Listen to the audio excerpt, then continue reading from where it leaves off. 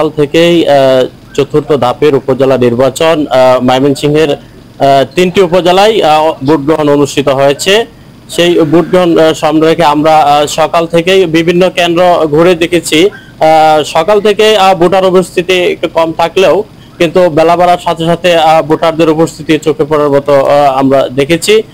আর এই গফরগাঁও উপজেলা দুইটি থানা এবং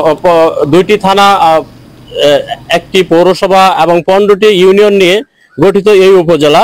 এখানে ভোটার সংখ্যা রয়েছে 3,87,076 এবং ভোট কেন্দ্র রয়েছে 119টি। এই 119টি ভোট কেন্দ্রে কোথাও আমরা কোনো ধরনের মানে বিশৃঙ্খলা বা কোনো ধরনের অপ্রীতিকর ঘটনার খবর পাইনি। সুষ্ঠুভাবেই নির্বাচন হচ্ছে আমরা এ পর্যন্ত যেটুকু দেখেছি।